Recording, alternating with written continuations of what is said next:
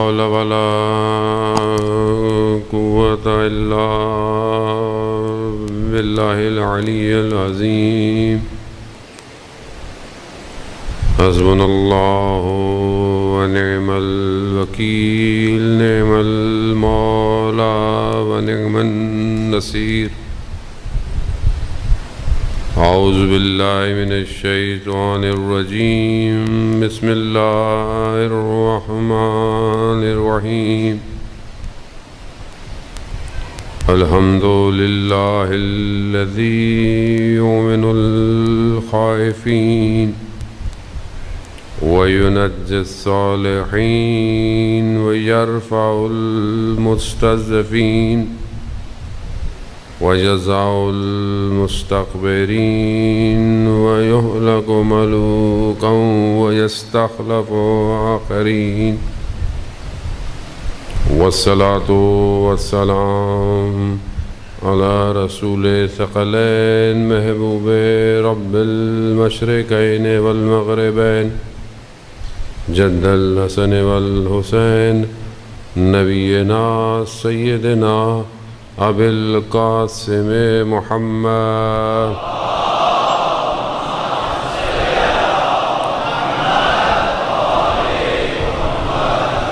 وعلى آله الطيبين الطاهرين المعصومين لا سيما بقية الله في الأرضين روحي وأرواحنا لتراب مقدم الفداء ولعنة الله على أعدائهم أجمعين بسم الله الرحمن الرحيم رب اشرح لي صدري ويسر لي أمري واحلل عقدة من لساني يفقهوا قولي أما بعد فقد قال الله تبارك وتعالى في كتاب الحكيم والقرآن المجيد وما خلقت الجن والإنس إلا ليعبدون صلوات بيتنا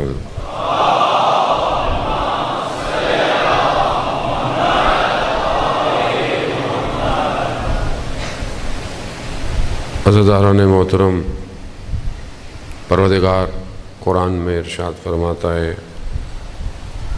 سورہ ذاریات میں وما خلقت الجن والانس الا لیعبدون کہ میں نے انسان کو، جن کو اور انسان کو خلق نہیں کیا مگر سوائے اپنی بندگی اور عبادت کے۔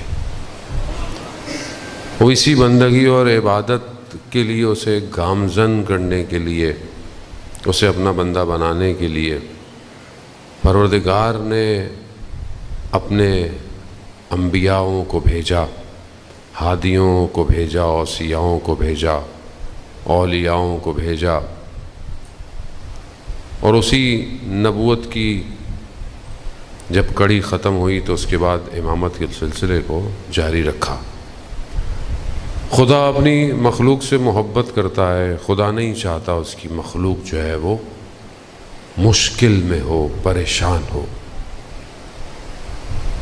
لیکن ہم ظاہری زندگی میں دیکھتے ہیں کہ انسان ہے، انسان کیا کہتا ہے؟ انسان یہ کہتا ہے کہ پروردگار یہ میرے ساتھ کیا ہوا، میرے ساتھ یہ کیوں ہوا۔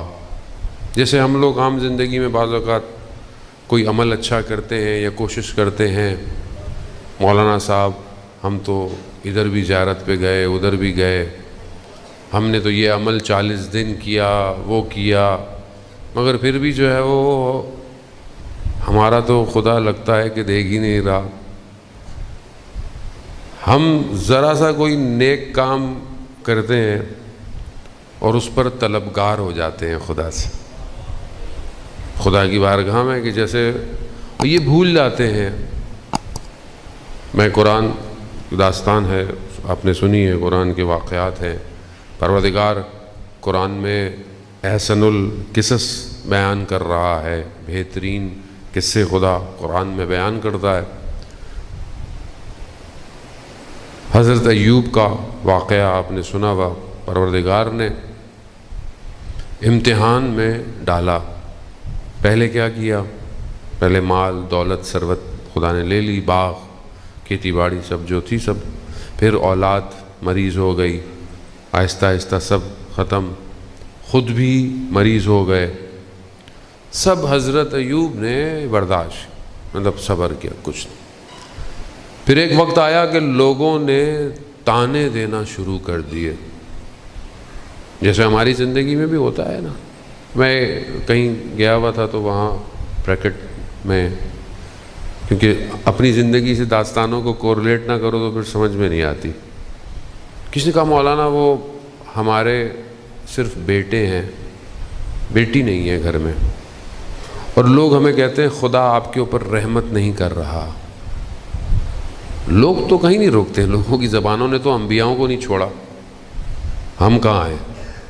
یعنی لوگ خود ڈیزائن کرنا شروع کر دیتے ہیں، اچھا اس کے ساتھ یہ ہوا، اس کی وجہ یہ ہوگی، آپ کے ساتھ یہ ہوا، اس کی وجہ خود نہیں ہے، خدا امتحان میں دے کر بھی امتحان لیتا ہے اور چھین کر بھی امتحان لیتا ہے، اس کا قانون یہی ہے۔ اور کوئی یہ تصور کرے کہ میری زندگی بہت اچھی ہو جائے، مولانا صاحب زندگی میں کچھ ایسا وظیفہ دے دیں گے سب اچھا ہو جائے، سب زبردست، کوئی پریشانی نہ ہو، کوئی مشکل نہ ہو، تو وہ ایسی پھر دنیا تھوڑی ہے، وہ پھر تو وہ جنت ہے۔ پھر تو یہ جو مشکل نہ ہو، پریشانی نہ ہو، حسد نہ ہو، کینہ نہ ہو، درد نہ ہو، تکلیف نہ ہو، بیماری نہ ہو، غم نہ ہو، تو وہ تو جنت ہے، دنیا تھوڑی ہے۔ دنیا کی خاصیت یعنی دنیا کی ذات میں مصیبت ہے، امتحان ہے۔ نبیوں کو خدا نے امتحان میں ڈالا، میں اور آپ کون ہوتے؟ تو حضرت ایوب کو تانے دینا شروع کہ کوئی نہ کوئی ایسی بات ہوگی جس کی وجہ سے اللہ نے ان پر اتنی مشکلات ڈالی۔ جب یہ کہنا شروع ہو گئے تو حضرت ایوب کہا پروردگار تو نے مال لیا، میں نے صبر کیا، تو نے اولاد، میں نے صبر کیا، تو نے مجھے مریض کر دیا، میں نے صبر کیا، لیکن یہ لیکن جیسے ہی نکلنے لگا نا حضرت ایوب کی زبان سے، خدا نے کہا رک جاؤ ایوب، یہ جو تم نے صبر کیا یہ تمہیں صبر دیا کس نے تھا؟ تم نے خود صبر کیا تھا۔ مولانا صاحب 40 دن یہ پڑھا ہے، 40 دن کس نے توفیق دی پڑھنے کی؟ کس نے جانے کی توفیق دی؟ خود 5 نیکیاں کریں، کہتے ہیں مولانا صاحب ہم تو 5 وقت کی نماز پڑھتے ہیں، ہمارے پھر بھی حالات ٹھیک نہیں ہے۔ یہ جنرل ایشو ہے ہمارا۔ بھائی آپ نماز پڑھتے ہیں، کوئی احسان کرتے ہیں اللہ پہ؟ اللہ کو آپ کی نمازوں کی ضرورت ہے، مگر اسے تو پوری دنیا بھی نہ مانے تو وہ پھر بھی خالق ہے۔ نماز تو ہم اپنے لیے پڑھتے ہیں، کیونکہ نماز نہ پڑھیں تو آپ تو لا دین ہو جائیں گے، آپ کا دین ہی نہیں ہے، انسان فارغ ہو جائے گا۔ تو خدا کی طرف ایک قدم بڑھا کر، اور یہ ایک قدم بھی وہ چاہتا ہے تو آپ بڑھاتے ہو، ورنہ کوئی اس کی طرف بڑھ۔ عزیزان محترم، لاکھوں کروڑوں اربوں لوگ ہیں دنیا میں، کتنوں کو توفیق ہے روز سجدہ کرنے کی؟ کتنوں کو توفیق ہے؟ آپ شکر کریں کہ خدا نے آپ کا انتخاب کیا ہوا ہے، آپ کا انتخاب، ورنہ دنیا میں کون بیٹھتا ہے؟ اور یہ جو درس گاہ ہے، یہ جو مجلس ہے، یہ وہ محبت ہے جو قلب کے اندر، ورنہ آج کے اس ماڈرن دنیا میں کون ایک جگہ جمع ہو کر کسی ایک کی گفتگو سنتا ہے؟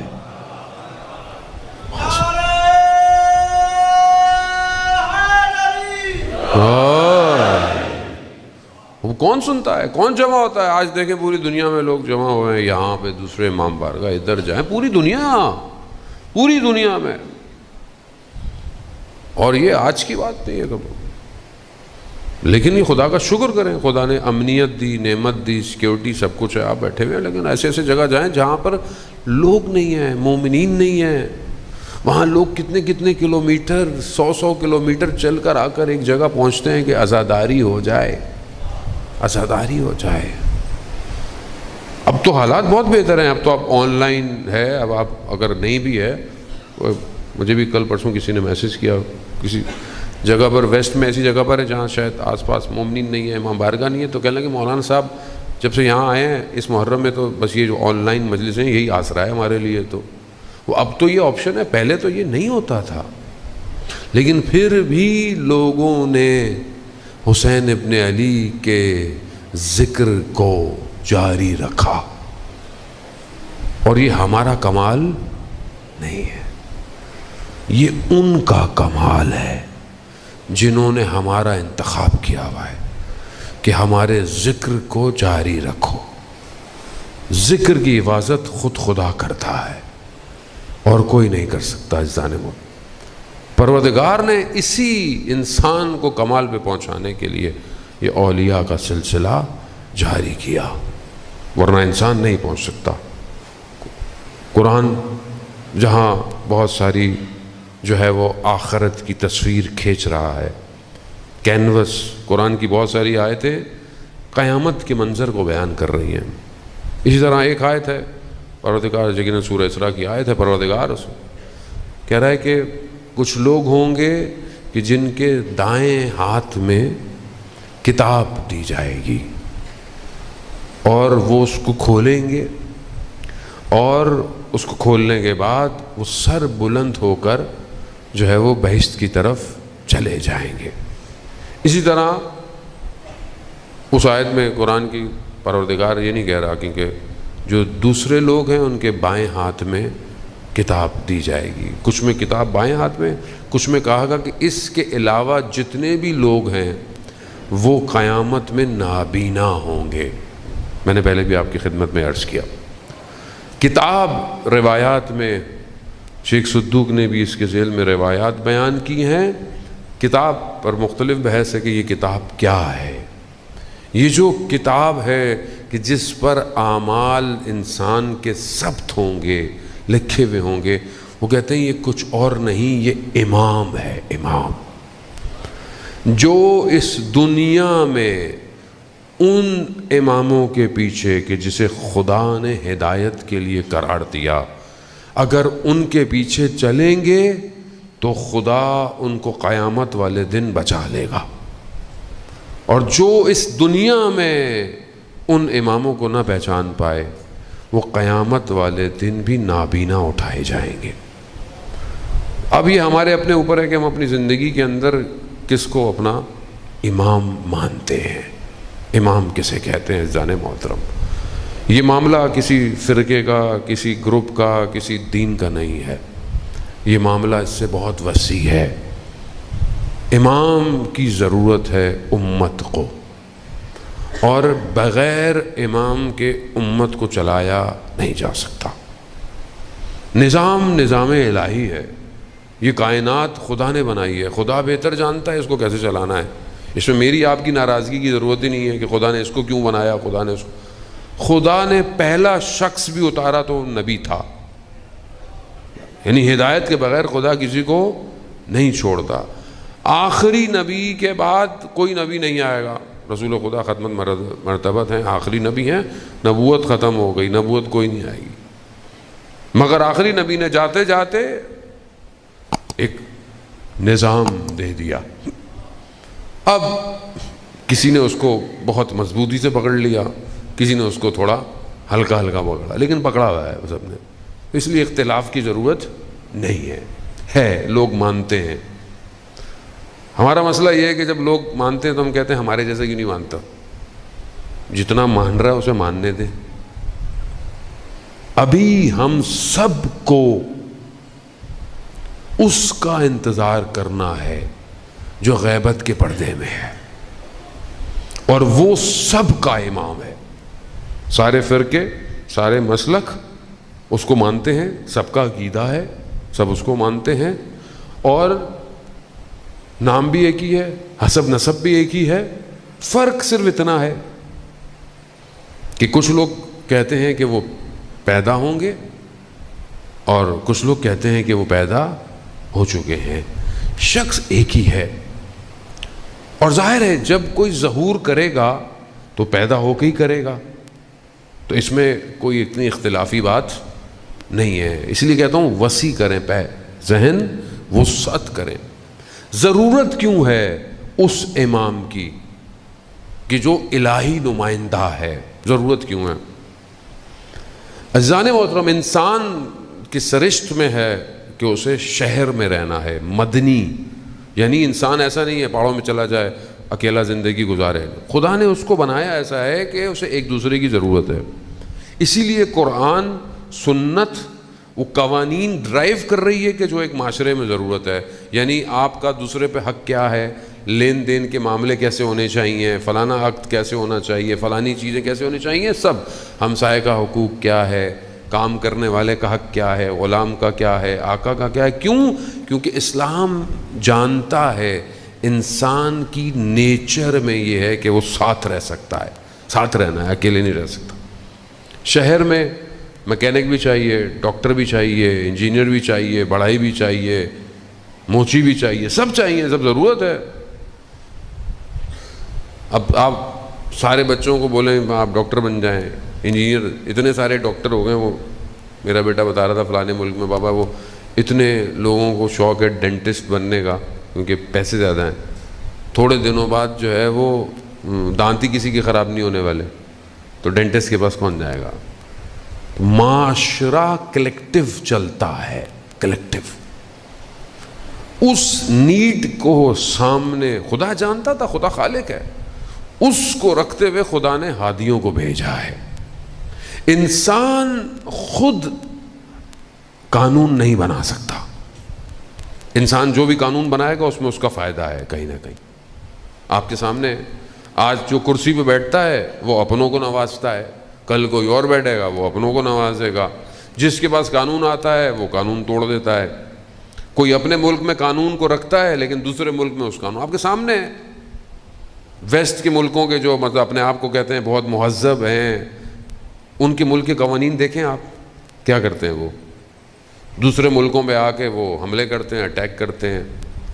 یا خود اپنے اپنے ملک کے اندر دیکھیں آپ، فرانس کے قانون دیکھیں کب سے بنے ہوئے ہیں. انسان کی قیمت کم ہے، جانور مہنگا ہے.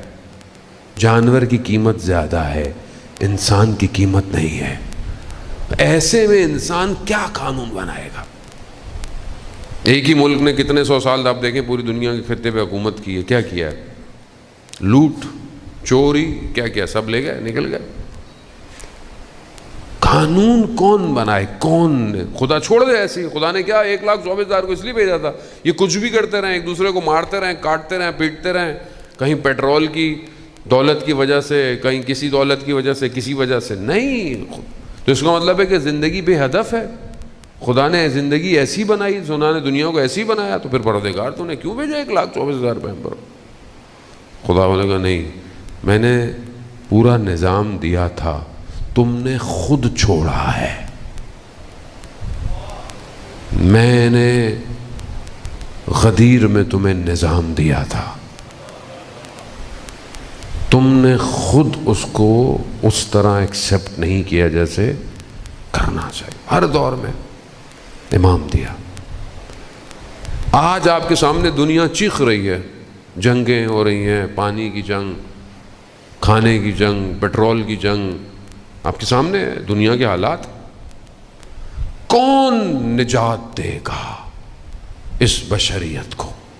کسی کے پاس دنیا کے سارے نظام فیل ہو، کمیونزم فیل، سوشلزم فیل، سب ختم، کوئی کچھ نہیں کر پایا.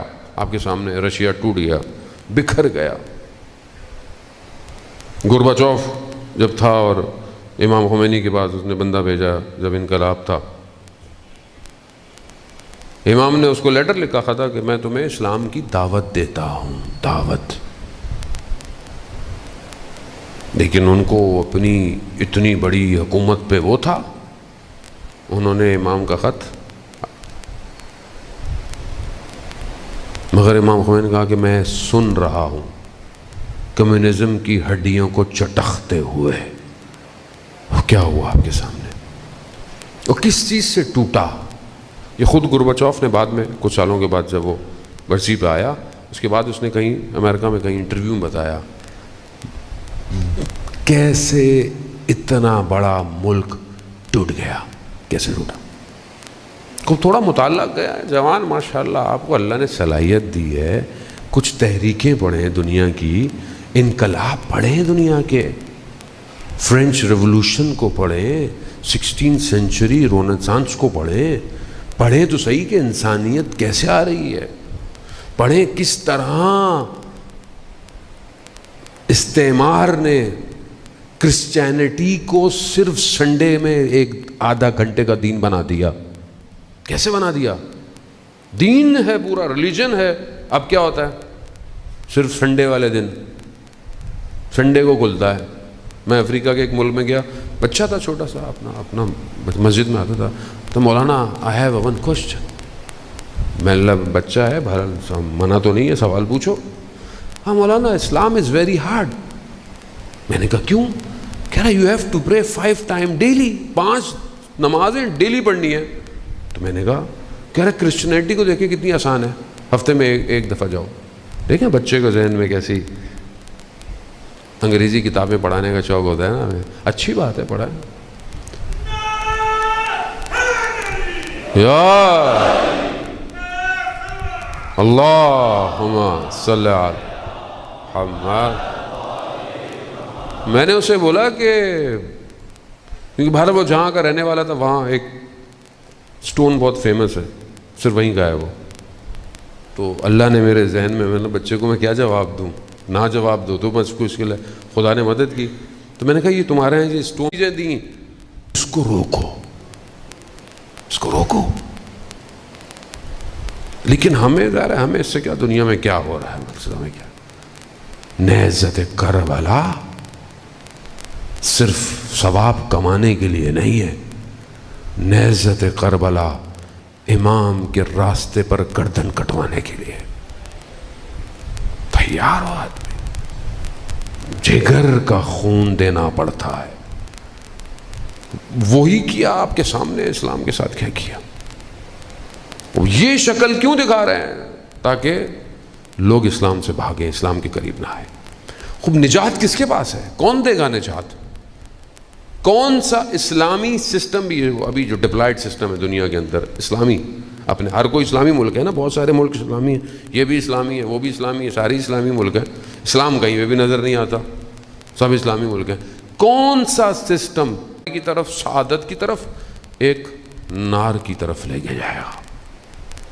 اس ٹائم پوری دنیا میں یہ 2 بلاک ہیں بس، ایک حق ہے ایک باطل ہے، بس تیسرا نہیں ہے کوئی۔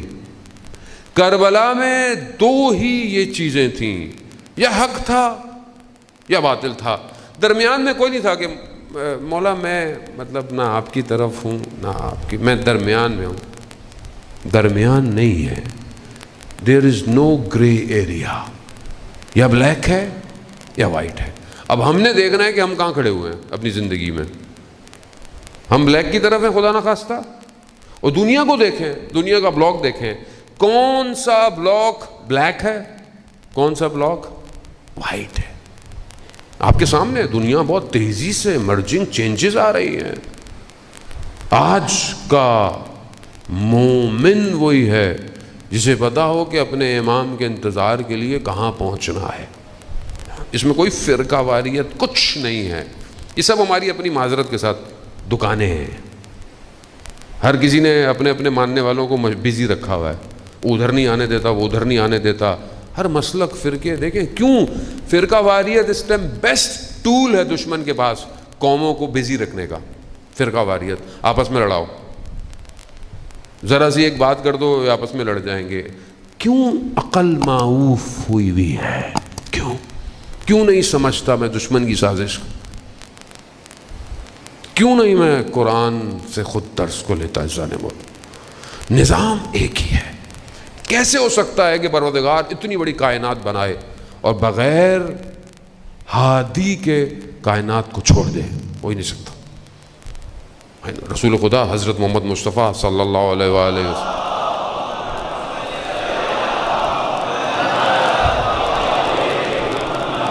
رسول خدا کی سرکار کی اپنی حدیث ہے کہ جو اپنے امام کو پہچانے بغیر، معرفت کے بغیر مر گیا وہ جہالت کی موت مرا ہے، سرکار کی حدیث۔ تو ہمارا امام کون ہے؟ عزیزان محترم، وقت بہت تیزی سے آگے جا رہا ہے، خوب کیسے پہچانے؟ جب نظام الہی ہے، اس کو درک کرنے کے لیے باطن بھی پاک چاہیے۔ دشمن جہاں باہر سے حملہ کر رہا ہے، آپ کے کلچر پہ حملہ کر رہا ہے، آپ کی اکنامکس پہ حملہ کر رہا ہے، یہ سب دشمن کے حملے ہیں، پوری دنیا پہ ہے، آپ کے اوپر بھی ہم بھی کھا رہے ہیں۔ دوسری طرف دشمن باطن پہ بھی حملے کر رہا ہے، جیسے کل میں نے آپ کی خدمت میں ذکر کیا۔ ابھی اس ٹائم جو سب سے بڑا جہاد ہے وہ جہاد اکبر، جہاد بن نفس ہے۔ آج کے دور کے اندر جنگ احد میں صدر اسلام میں مسلمان جنگ کر کے تلوار سے خون ٹپک رہے ہیں، جیسے ہی گزرے رسول کے پاس، رسول نے کہا کہ مرحبا، مطلب جہاد کیا، مگر جہاد اکبر باقی ہے۔ کہا یا رسول اللہ کون سا جہاد ہے؟ کہا جہاد بن نفس، نفس کے ساتھ جہاد کرنا۔ آج بہت شوق ہوتا ہے، ہم لوگ یہ کر دیں گے، وہ کر دیں گے، یہ بڑا آسان ہے، یہ کرنا وہ کرنا اتنا مشکل۔ اصل جو مشکل ہے وہ سردیوں کی رات میں ٹھنڈے پانی سے وضو کر کر فجر کی نماز پڑھنا ہے، یہ جہاد ہے، یہ کر کے دکھائیں۔ جو آدمی خدا کی بارگاہ میں کھڑا نہ ہو پائے وہ میدان جہاد میں کھڑا نہیں ہو سکتا۔ عزیزان محترم، صدر اسلام میں ایک جوان صبح نماز میں رسول کی خدمت میں حاضر ہوا، رسول نے دیکھا اس کی کیفیت بہت الگ سے ہے۔ کہا کہ جوان کیا ہوا؟ کہا کہ میں دیکھ رہا ہوں مناظر کو، کون جنت کی طرف جا رہا ہے، کون جہنم کی طرف جا رہا ہے۔ یعنی اس مقام پر ایک جوان عبادت سے پہنچ گیا۔ پھر اس نے کہا یا رسول اللہ میرے حق میں دعا کیجئے کہ مجھے شہادت نصیب ہو۔ جوان، عزیزان محترم، یہ وہ خزانہ ہے کہ جسے دشمن آلودہ کرنا چاہتا ہے۔ یہی انہی کے لیے تو یہ ساری مجلس ہے، انہی میں سے تو کوئی اٹھے گا۔ وہ واقعہ میں پہلے بھی آپ کی خدمت میں بیان کر چکا ہوں، برحال ذہن میں آ گیا تو حضرت عیسیٰ علیہ السلام اپنے حواریوں کے ساتھ جا رہے تھے تو ایک شہر کے دروازے پہ پہنچے، اس کی ایک دیوار گری ہوئی تھی، تو جیسے ہی ہٹائی تو دیکھا کہ وہاں پر ہیرے جواہرات۔ حضرت عیسیٰ کے حواری ہیں، لیکن جیسے ہی ہیرے جواہرات دیکھے تو اٹھانا شروع کر دیا۔ حضرت عیسیٰ نے اب دیکھا کہ یہ تو اب حضرت عیسیٰ، کہا کہ میں شہر جا رہا ہوں اور میں شہر سے ایک ایسا ہیرا لے کر آؤں گا جس کی کوئی قیمت نہیں لگا سکتا۔ حضرت عیسیٰ تم لوگ یہیں رکو، میں حضرت عیسیٰ گئے، دیکھا ایک پرانی شہر کی ٹوٹی پھوٹی آبادی، کوئی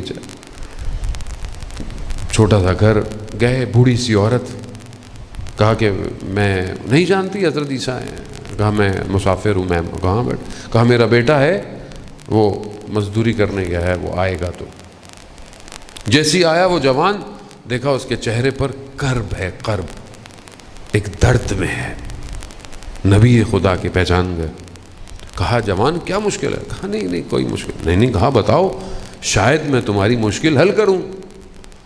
کہا ایسے ہے، میں مزدوری کرتا ہوں، یہ وہ۔ ایک قافلہ جا رہا تھا، کاروان، ہوا چلی، پردہ ہٹا تو میری نگاہ اس محمل پر پڑ گئی، اور وہ ایک نگاہ میری پڑی خاتون پر، تو بس وہیں میں عاشق ہو گیا۔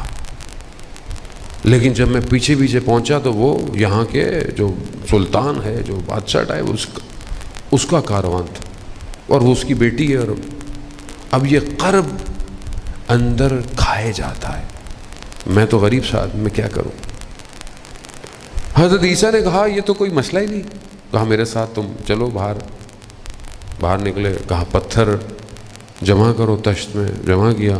حضرت عیسیٰ نے اذن الہی سے ان سب کو ہیرے جواہرات میں بدل دیا، کہا یہ جاؤ لے جاؤ بادشاہ کی خدمت میں اور اس کو دے دینا۔ لے گیا اور پھر اپنی درخواست، جب بادشاہ آتا تھے تو ہیرے جواہرات جانتا تھا، جب اس نے اتنے قیمتی پتھر دیکھے تو کہا کہ کیوں آئے ہو؟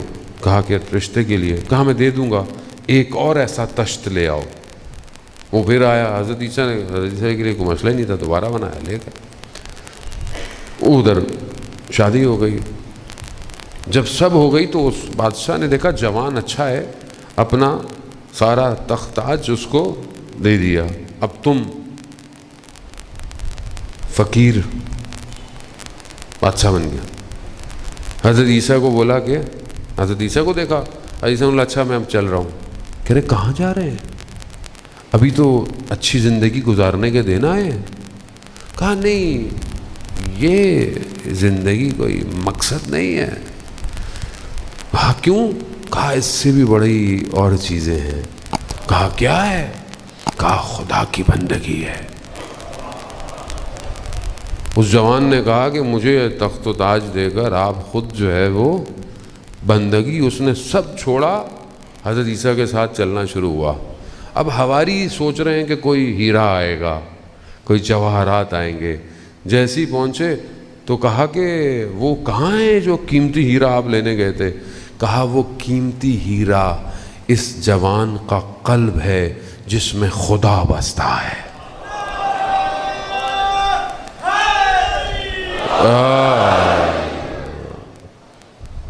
وہ چاہیے امام زمانہ کو، چاہیے امام زمانہ۔ کیسے دیکھیں گے آپ امام زمانہ؟ کیسے دیکھیں؟ کیسے حسین ابن علی نے لوگوں کو سلیکٹ کیا ہے؟ کیسے کیا ہے؟ کوئی لوگوں کے خاندان تھے؟ نہیں، قلب جس کا دل اللہ کے لیے دھڑکتا ہو، ولی الزمان اسی کا انتخاب کرتا ہے۔ آیت اللہ غازی طباطبائی رضوان اللہ تعالیٰ علیہ بیان فرماتے تھے کہ اپنے دل کو کسی کو کرائے کو مت دینا، یہ صرف خدا کے لیے ہے، صرف خدا۔ تو آج ہم اپنی زندگی میں دیکھیں ہمارے قلب میں کیا ہے؟ کہاں ہے قلب؟ مجلس حسینی پاک کرنے کے لیے ہے، پاک جیسا بھی ہے انسان جہاں پہ بھی ہے، لیکن جب یہاں آ جائے پاک ہو جاتا ہے۔ آپ یقین کریں کوئی ایسی جگہ نہیں ہے دنیا میں جو قلب کو پاک کرے، کوئی نہیں، اور اس میں میرا آپ کا کوئی کمال نہیں ہے۔ دنیا جہان میں آپ کہیں جائیں، کسی بھی جگہ جائیں، کچھ حاصل کرنے، کچھ پڑھنے، کوئی ٹریننگ کرنے، کوئی نہ کوئی شرط ہے داخلے کی، اور حسین ابن علی کی اس یونیورسٹی میں کوئی شرط نہیں ہے۔ جو جیسا ہے آ جاؤ، آ جاؤ،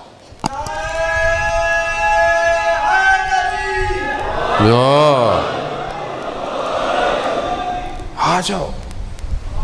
عالم دین بیان کرتے ہیں کہ بہت بڑا تاجر تھا، اس کا بھائی بہت خراب تھا، بہت الٹے سیدھے کام، چوری، یہ وہ، بہت تنگ تھے۔ عالم دین کی خدمت میں آئے، کہیں کہ ہم اپنے بھائی کو آپ کے پاس لاتے ہیں، کوئی نصیحت کر دیں، کوئی واعظ کر دیں۔ کہا کیوں؟ کہا ایسا ایسا ہے۔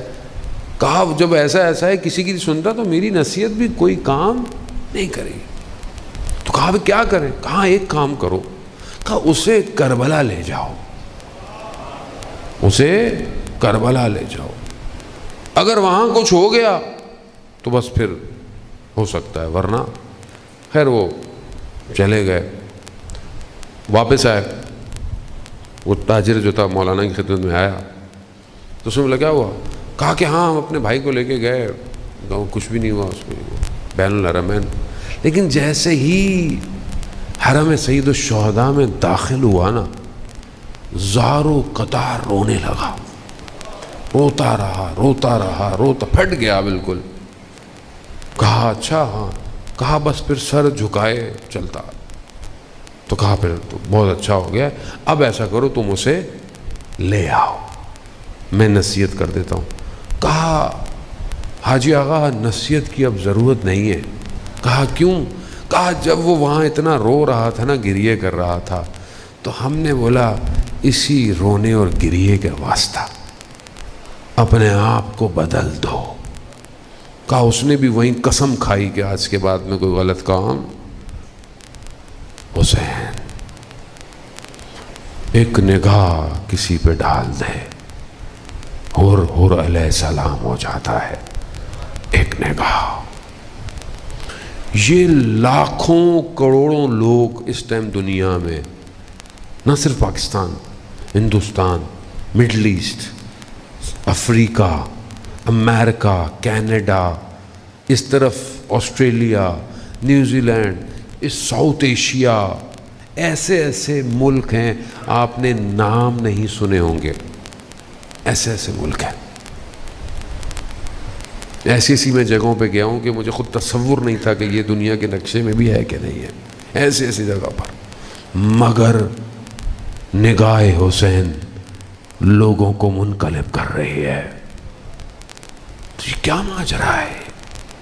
کیا ہے کہ دنیا اکٹھی ہوئی ہے ایک نام کے لیے؟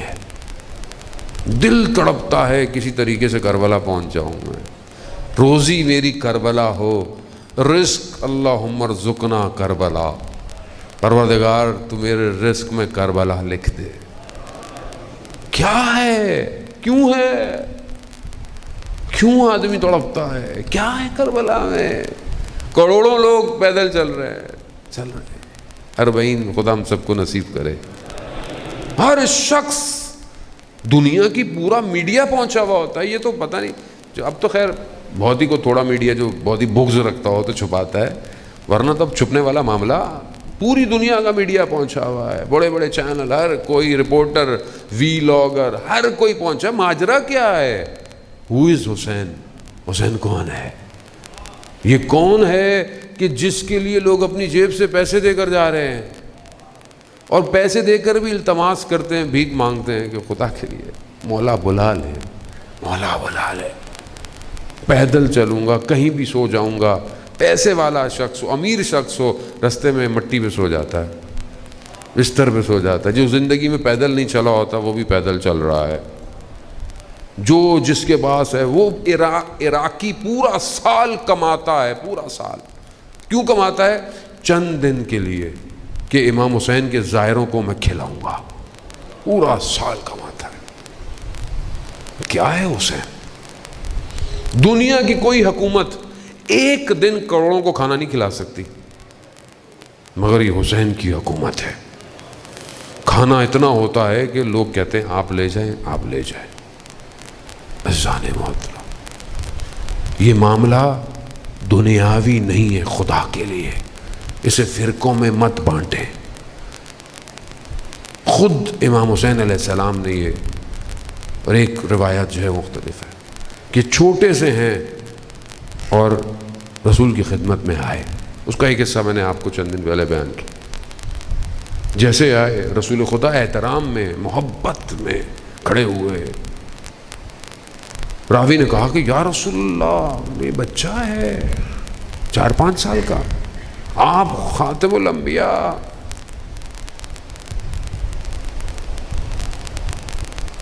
خائن عرش کے دائیں عرش، البتہ ہے کہاں عرش؟ ہے کیا؟ اس کی ڈیفینیشن کیا ہے؟ عرش کہتے کسے ہیں؟ ہم قاصر۔ عرش کے دائیں طرف لکھا ہے ان الحسین مصباح الہدی وسفینۃ النجات، کہ بے شک حسین ہدایت کا چراغ ہے اور نجات کی عرش پہ لکھا ہے۔ صرف میرے آپ کی نجات نہیں ہے، پوری کائنات کی مخلوق کی نجات حسین کے پاس ہے۔ آپ کتابیں پڑھیں، آپ کرسچنس نے بک لکھی ہیں، کتنی دفعہ، وہ پتہ نہیں کتنی دفعہ، ایک کرسچن ہے لبنان کا، اس نے امام حسین پہ کتاب لکھی اور اس نے کہا ہے کہ آپ امام حسین کو اپنے مذہب تک نہ رکھیں، امام حسین پوری دنیا کی مظلومیت کی پکار ہے۔ یا اللہ صلی علی محمد عزیزان وطن، خوب یہ ہم لوگوں نے بانٹ دیا ہے، ہم نے اپنی مجالس اور محافل کو ایسا کر دیا ہے، ورنہ امام حسین، ہم خدا کا شکر کریں گے ہمارے والدین نے ہماری تربیت ایسی کی۔ لیکن بہرحال دور زمانہ ماڈرن ہو گیا ہے، بہت ساری چیزیں اب تبدیل ہو گئی ہیں، لیکن آداب بہرحال ہونا چاہیے، ادب ضروری ہے۔ پہلے لوگ چاہے دوسرے مسلک کے بھی تھے، بہت ادب کرتے تھے، ابھی آہستہ آہستہ لوگ تھوڑے تھوڑے، میں تو یہی کہوں گا بس جس کا جو نصیب ہے، حسین جس کے نصیب میں آ گیا اس کی زندگی بچ گئی، ہر کسی کا اپنا نصیب ہے۔ اپنی ذات کو بہتر کریں ذرا، کیوں امام حسین نے یہ قربانی دی، کیوں امام حسین علیہ السلام نے اپنا سب قربان کیا؟ صرف لا الہ الا اللہ، توحید کی خاطر۔ کیا یہ توحید آج مسلمانوں کے وجود میں ہے یا نہیں ہے؟ کیا یہ خوف خدا ہماری زندگی میں ہے یا نہیں؟ جبکہ دوسری طرف پروردگار اپنے بندے سے محبت کرتا ہے، وہ اسے تنہا نہیں چھوڑتا، اس پر رحمت، اس پر ہر چیز اس نے اتاری ہوئی ہے۔ یہ بندہ ہے جو خود کھنچتا ہے دنیا کی طرف، تمایل اختیار کرتا ہے۔ دنیا کی ماہیت ہی ہے جس نے نبیوں کے مقابلے میں آ گئے، ولیوں کے مقابلے میں دنیا تھی۔ حابیل اور قابیل کے درمیان میں کیا تھا؟ کیا تھا؟ ایک کی قربانی قبول ہوئی، ایک کی قربانی، بس شیطان وہی نفوذ کرتا ہے۔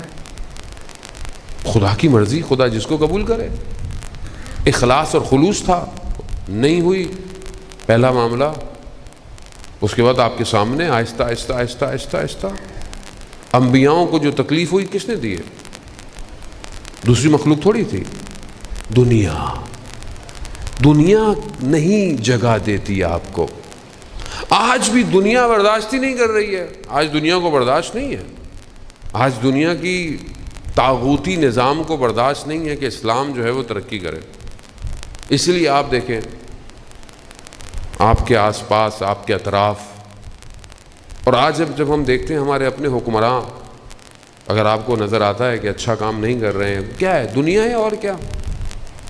چند دن کی حکومت کی خاطر انسان کتنی چیزوں کو بیچ دیتا ہے، نفس کو بیچ دیتا ہے، کتنا جھوٹ، کتنا، کس کا نقصان ہو رہا ہے؟ کیا کرے گا آدمی؟ یہ لے کے جائے گا اپنے ساتھ، یہ اتنی جائیداد، اتنی ساری چیزیں اپنے ساتھ لے کے جائے گا قبر تو خالیات ہے۔ بہلول دانا کا واقعہ، جو وقت کے خلیفہ کے ساتھ گزر رہا تھا، تو اس نے پوچھا کہ قیامت والے دن سوال کیسے ہوں گے؟ کہا میں ابھی کیا جواب دوں، میرے پاس کل آ جانا۔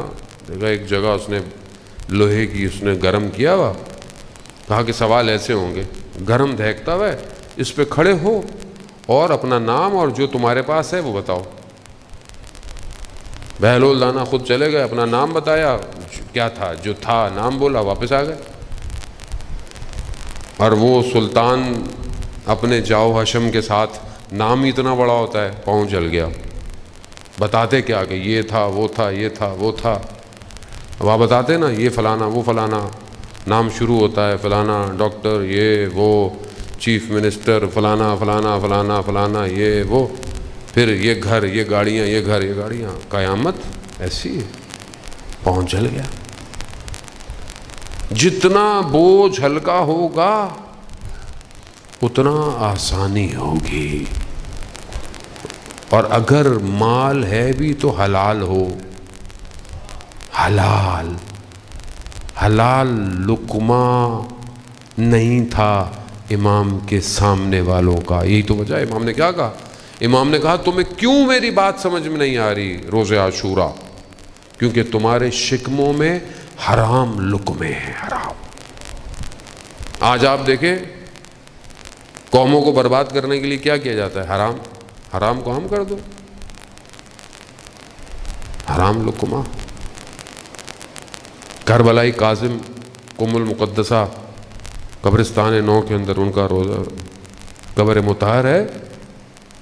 داستان آپ نے سنی ہوئی ہے. ایک ہی دفعہ میں قرآن معصومین نے کرم فرمایا, ہاتھ رکھا, قرآن حفظ ہو گیا. مزدور آدمی تھا, قرآن پڑھنا بھی نہیں آتا تھا, قرآن حفظ ہو گیا. ایسا حفظ ہوا کہ جب آیت اللہ بروجردی نے بتایا, اس زمانے میں امتحان لیا تو کتاب دکھائی عربی کی, تو عربی میں کتاب میں 10 لائنیں ہیں, 1-2 لائنیں قرآن کی آیتیں, باقی عربی ہے. جہاں صرف قرآن لکھا ہوتا تھا وہیں پر انگلی رکھتے تھے, باقی نہیں آتا تھا سمجھ. تو کہا کیسے پتہ چلتا ہے, آپ کو تو پڑھے لکھے نہیں ہیں؟ کہا جہاں قرآن ہے وہاں نور نکلتا ہے. نور. کیوں؟ حلال. کھیتی باڑی کرتے تھے, مزدور کرتے تھے, جب تک زکوٰۃ نہیں دیتے تھے, جب تک گھر گندم لے کے نہیں جاتے تھے. ایک دن کسی نے کھانے پہ بلایا, پتا نہیں تھا, کھانا کھایا, دیکھا وہ جو قرآن حفظ ہے وہ اڑ رہا ہے, بھول رہے ہیں. جا کر کہہ کی جان بوجھ کے کہ الٹی آئے. پوچھا یہ کھانا کیسا تھا؟ کہا کچھ مشکل تھی. آج ہم قرآن پڑھتے ہیں, آج قرآن پہ عمل کرتے ہیں, نور نہیں ہے ہمارے اندر. آج معاشرہ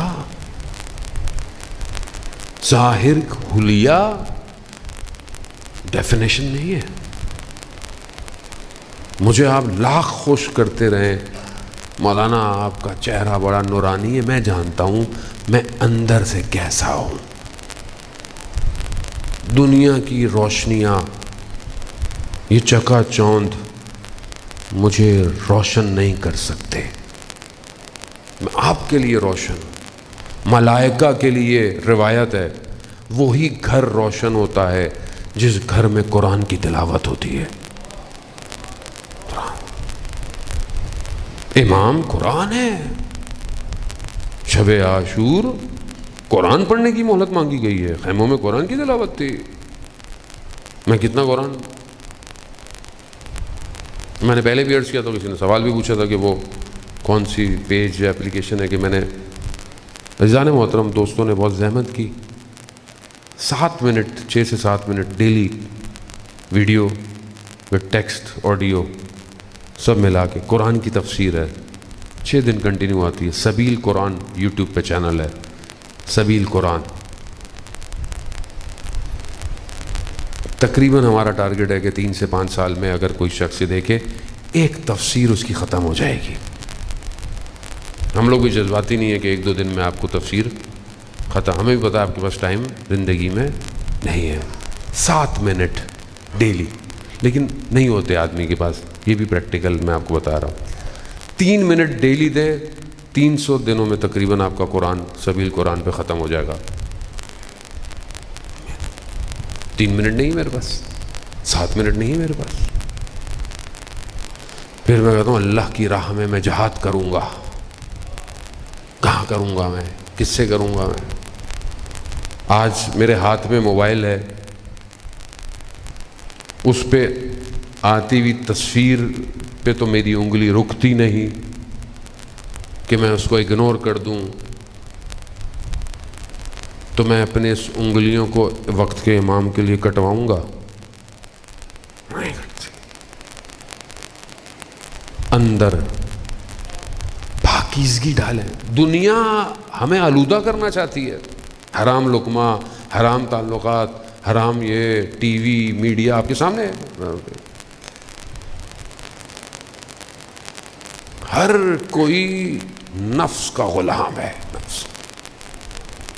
نفس جو اپنے آپ کو آزاد کر پائے گا وہی کربلا پہنچے گا, یاد رکھیے گا. اگر آج آپ اپنی زبان پہ قابو پا سکتے ہیں، اپنی نگاہوں پہ، نس پہ، تو آپ پہنچے۔ مشہور عالم دین بیٹھے ہوئے تھے، طالب علم تھے، بیٹھے ہوئے تھے، نہر بہہ رہی تھی، درخت کے سائے تلے ایک سیب آیا، اٹھایا، کھا لیا۔ خیال آیا کہ سیب پتہ نہیں کس کا ہے، پتہ نہیں کس کے درخت سے ٹوٹا، کس کے باغ سے ٹوٹا، میں نے تو کھا لیا، جائز نہیں ہے۔ پانی جہاں سے آ رہا تھا پیچھے پیچھے گئے کہ یہ نہر گزر کہاں سے رہی ہے، دیکھا تو ایک باغ میں سے آ رہی تھی، کہا اسی باغ کے مالک کو ڈھونڈا، اس سے پوچھا کہ یہ ایک سیب تھا، میں نے کھا لیا، مجھے حلال کر دیں یا پیسے لے لیں، کیونکہ ورنہ میرے پر جائز نہیں ہے۔ یہاں انسان پوری کی پورے باغ کھا جاتا ہے لوگوں کے، یہاں پورے لوگ پتہ نہیں کیا کیا کھا لیا لوگوں نے، پتہ نہیں ملک کھا گئے لوگ۔ وہ شخص جس کا باغ تھا اس نے دیکھا کہ یہ اتنا پاکیزہ جوان ہے جو ایک سیب کے لیے اتنا چل کے آیا ہے، تو اس نے اس سے کہا کہ میں ایک شرط پہ حلال کروں گا۔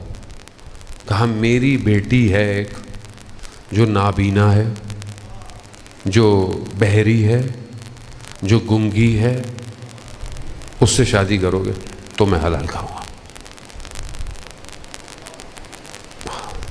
اب اس طالب علم کے لیے قیامت ہدف تھا زندگی کا، دنیا نہیں۔ اس نے بولا ہاں میں کروں گا۔ جب شادی ہو گئی، سب ہو گئی، جیسے کمرے میں گئے خاتون نے سلام کیا، جیسے سلام کیا وہ والد بھی آ گئے۔ کہا آپ تو کہہ رہے تھے کہ یہ نابینا ہے۔ کہا ہاں، اس نے اپنی پوری زندگی میں کسی نامحرم کو نہیں دیکھا۔ کہا یہ بہری ہے، سنتی نہیں۔ ہاں، اس نے کبھی کسی نامحرم کی آواز۔ کہا گونگی، بول نہیں، اس نے کبھی کسی نامحرم سے گفتگو۔ اللہ اکبر۔ ایسے ہی پھر اولاد میں سے عالم ایسے پیدا ہوتے ہیں عزیزان محترم، خوب اسٹرکچر، باطن پاک۔ میں آپ کو نہیں، خدا نخواستہ، اپنے آپ آلودہ ہوں، میں بہت آلودہ ہوں۔ صبح شام نگاہیں گناہ کر رہی، نہ چاہتے ہوئے۔ رسول خدا کیا فرماتے ہیں کہ کسی خاتون کے پیچھے مت چلو، شیر کے پیچھے چلو مگر کسی خاتون کے پیچھے مت چلو۔ کیوں؟ نگاہ۔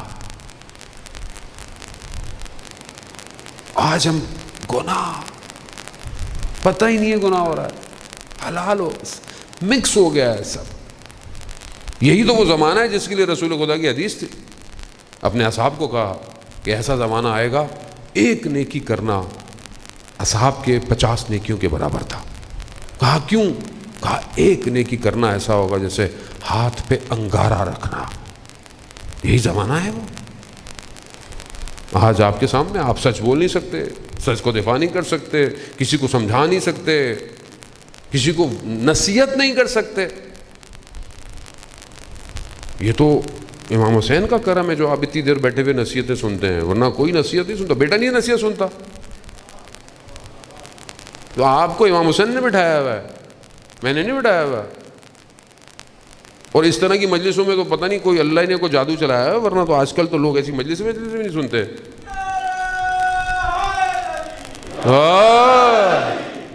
یہ تو لبیک یا حسین، لبیک یا حسین، لبیک یا حسین، لبیک یا حسین۔ جانے محترم، خوب خدا کا شکر کریں۔ آج جس دور میں ہم زندہ ہیں واعظ نہیں ہیں۔ مولا متقیان خود کمیل سے کہہ رہے ہیں، کمیل واعظ کرو، واعظ۔ کیوں؟ کان سننا چاہتے ہیں، کان سننا چاہتے ہیں۔ آج معاشرے میں نصیحت واعظ ختم ہو گیا ہے، اولیاء ہیں ہی نہیں، ہیں تو پوشیدہ ہو گئے۔ پہلے لوگ اولیاء کرام کے پاس جاتے تھے، اسلام ایسے تھوڑی پھیلا ہے۔ آج کوئی نہیں ہے نصیحت کرنے والا. آج آپ دیکھ لیں کس مسلک کی کوئی بات ہی نہیں ہے اس میں. اللہ کی دعوت دینے کے لیے مسلک تھوڑی چاہیے کوئی. خدا تو سب کا ہے. جو مسلمان نہیں ہے خدا تو اس کا بھی ہے. خوف خدا، خدا کی محبت، خدا سے عبادت. خدا خود حدیث قدسی میں کہتا ہے کہ اے بنی آدم، میں نے پوری کائنات کو تمہارے لیے خلق کیا ہے اور تمہیں میں نے اپنے لیے خلق کیا ہے. اس کو لیکن آپ دیکھ لیں، آپ کتنے لوگ ہم جہاں پر اپنے قلب کو پاک کریں کوئی جگہ نہیں ہے سوائے مجلس حسینی کے. یہ وہ جگہ ہے. عزیزان محترم، بس میں اس سے زیادہ آپ کو زحمت نہیں دوں گا. سوچ کر آئیں کہاں جا رہے ہیں. باوضو آئیں. نہیں پتا آخری مجلس ہو، نہیں پتا. ایسے آئیں کہ امام آپ کو آج کی مجلس میں آپ کا انتخاب کرے. انتخاب لے جائے، آپ کو اپنے پاس لے جائے. اس وادی میں جو امام کی وادی ہے، اس وادی میں جہاں امام نے لوگوں کو جمع کیا ہے. کیسے کیسے لوگ تھے امام کے ساتھ. کچھ غلام ہیں کربلا میں. امام ایک غلام ہے جو ہمارے معاشرے میں بہت زیادہ اس کا نام نہیں ہے، ہمارے صرف جان کا ذکر کیا جاتا ہے. دونوں کے مصائب ملتے جلتے ہیں، اس لیے وہ اسلم نام ہے جو کاتب ہے امام کا. کاتب لکھتا تھا، جو لیٹر لکھے سب وہی لکھتا تھا جس نے بھیجے. آخری وقت آیا، امام نے اسے بولا کہ جاؤ. کہا مولا ہر وقت تو آپ نے اپنے پاس رکھا، اب آپ کہہ رہے ہیں جاؤ. کہاں جاؤ؟ مجھے کچھ نہیں چاہیے، مجھے بس آپ جانے دیں. حسب نسب نہیں ہے، غلام ہے، کیا کرے گا.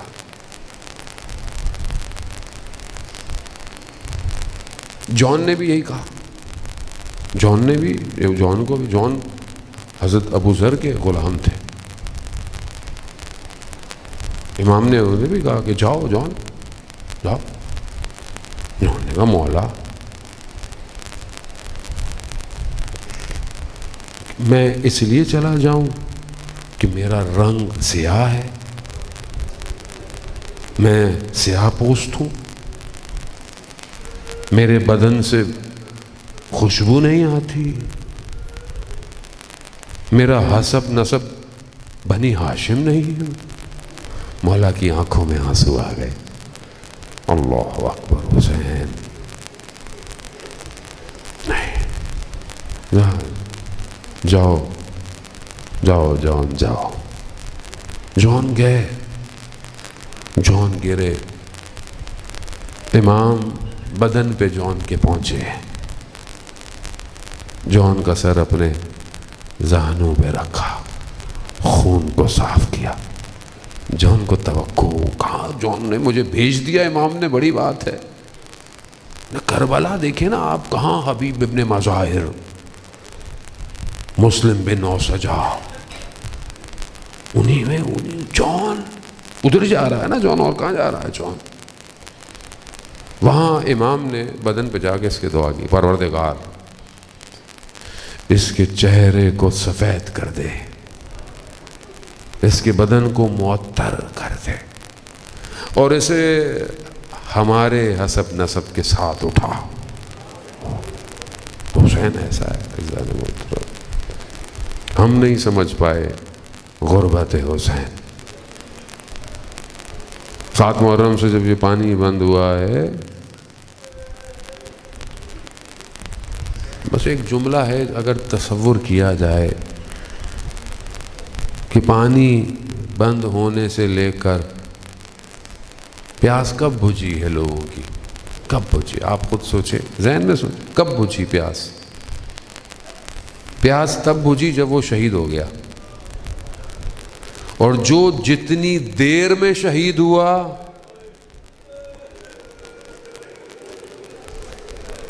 اتنا وہ پیاسا رہا. ہاں عزادارہ نے یہ. اور ہمیں نہیں پتا امام حسین علیہ السلام، ہمیں نہیں پتا امام حسین کب سے پیاسے تھے. ہمیں تو یہ پتا ہے پانی کب سے نہیں تھا. حسین کب سے پیاسا ہے یہ حسین جانتا ہے اور خدا. بس عزادارہ نے محترم. دوسرا غلام اس کو بھی امام نے جانے دیا، جو بھی گیا وہ بھی گرا. امام اس کے بدن پہ بھی پہنچے ہیں. امام نے اپنے چہرے کو اس کے چہرے پہ رکھا. اس نے گرماہٹ محسوس کی. اس نے کہا کون ہے؟ کہا مولا اللہ. مگر وہ غلام یہ نہیں جانتا کہ میرے مولا کا چہرہ کہاں ہوگا. السلام علیہ. وہ جس نے چہرے کو خاک پہ رکھا. ہاں عزادارہ نے بولتا نہیں ہے. تکلیف اندر سے محسوس کریں. اندر سے ہمیں کیسے محسوس کریں؟ ہمیں وہ ماں جانتی ہے جس نے حسین کو پالا. کیوں 1400 سال گزر گئے، آج تک وہ ماں ہر مجلس میں آتی ہے. کیوں آتی؟ یہ آپ کے آنسوؤں کو جمع. اس لیے کہا کہ رونا نہ آئے، رونے والی شکل بنا لیا کرو. کیوں؟ وہ جانتی ہے کہ اس طرح میں نے حسین کو پالا ہے. وہ جانتی ہے. وہ پہنچی ہے جب حسین ابن علی گرے ہیں عزادارہ نے موت. وہ غلام اپنے اندر یہ بہرحال اس کے اندر فخر کی بات ہے اس کے لیے کہ مولا نے اپنے رخساروں کو رخسار پہ رکھا ہے. مولا نے اس کے لیے خر. لیکن اسے یہ نہیں پتا کہ یہ رخسار ایک اور رخسار پہ بھی جائیں گے. ایام آگے ہیں، آپ مصائب سنیں گے. عزادارہ نے محترم. لیکن یہ حسین جانتا ہے کہ جب علی اکبر کے رخساروں پہ رخسار رکھا،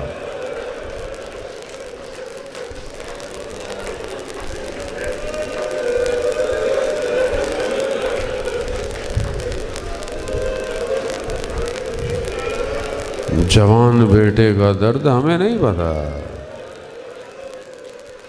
حضرت ابراہیم تو اپنے آنکھوں پہ پٹی باندھے ہوئے، حضرت اسماعیل کے ہاتھوں میں رسی باندھے ہوئے. دیکھوں نا. آئیے حضرت ابراہیم کربلا. نہ حسین کے آنکھوں پہ پٹی ہے، نہ علی اکبر کے ہاتھ. اللہ اکبر. اللہ کربلا. عزادارہ نے محترم آسان نہیں ہے اس کو درد کو میں نے پہلے بھی آپ کی خدمت کہا. یہ دن گریہ کے ہیں، رونے کے ہیں. روئیں، مرثیہ سن کے روئیں. اکیلے بیٹھے ہوں روئیں، گریہ کرے روئیں. حسین کے لیے روئیں، روئیں حسین کے لیے. سید السجاد ساری زندگی روتا رہا ہے، روتا رہا ہے. ایک آیت اللہ سے سوال پوچھا کہ یہ کیسے ہو سکتا ہے کہ سید السجاد کہتے تھے خون کے آنسو روتے تھے، کیسے ہو سکتا ہے؟ انہوں نے رومال لیا، انہوں نے اپنے آنکھوں پہ لگایا، دیکھا تو خون تھا. کہا یہ تو میں رو سکتا ہوں، وہ تو امام تھا جس نے خود اپنی آنکھوں سے دیکھا ہو.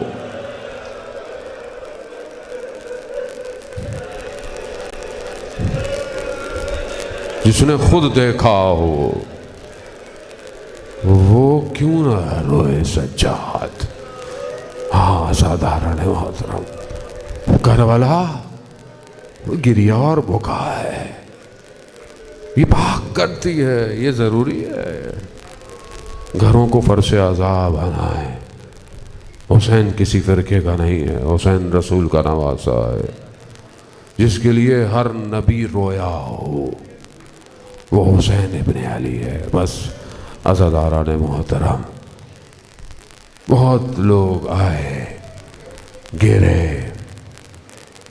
ایسے ایسے لوگ تھے، اصحاب گرتے گئے، کوئی سینے پہ کھاتا رہا لیکن امام کو بچاتے رہے ہیں.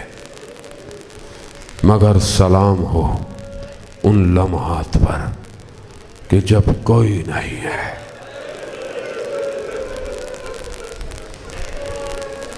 اکثر جو گرے ہیں کہیں نہ کوئی پہنچا ہے. کچھ جنازے ہیں جس پر امام خود پہنچے ہیں، ہر جگہ نہیں پہنچے، لیکن جب خود امام گرا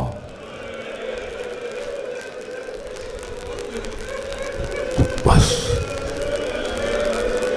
چند قدموں کے فاصلے سے وہ بہن دیکھتی رہی